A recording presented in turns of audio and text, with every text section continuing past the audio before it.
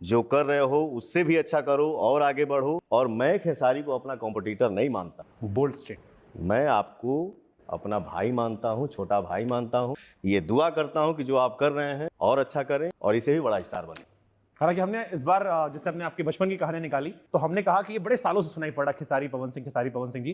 तो हमने कहा कुछ और निकालते हैं अंदर से। तो हमने कहा ये कहां शुरू होगा, इसकी जड़ पकड़ने की कोशिश करते हैं। तो जड़ पकड़ते पकड़ते हमको एक किस्सा मिला एक नेपाली फैन का, कि इसकी बोहनी कहां से हुई थी। तो किसी ने कहा हमसे, हमने कई लोगों से पूछा तो किसी ने कहा कि कभी किसी नेपाली फैन ने शायद खेसारी का टैटू बनवा लिया था। तो उसके बाद फैन वार शुरू हो गया, क्योंकि आप लोग के फैन बड़े लॉयल हैं और फिर आपस में भिड़ गए।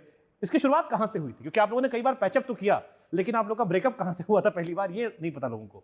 ये किस्सा सही था नेपाली फैन वाला, टैटू वाला, कि उसको लेकर कंट्रोवर्सी हुई थी? सर यही बात है ना, मैं पहले ही बोला, भोजपुरी इंडस्ट्री में 100 मिलियन का केक सबसे पहले कौन काटा है? भोजपुरी इंडस्ट्री में 100 मिलियन का केक कौन से कलाकार ने काटा है? मैं उसके लिए कभी लाइव आया क्या?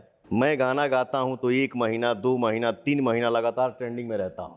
मैं लाइव आके कभी उसका बखान किया क्या? मैं क्या हूं? भोजपुरी कलाकार 20 दिन में 100 मिलियन क्रॉस देख लिया। भोजपुरी का एक छोटा सा कलाकार 20 दिन में 100 मिलियन प्लस का मुंह देख लिया। इसके लिए मैं लाइव आके बोला क्या कि मैंने पहली बार ये किया, मैंने ये कर दिया? नहीं सर, नहीं बोल सकता।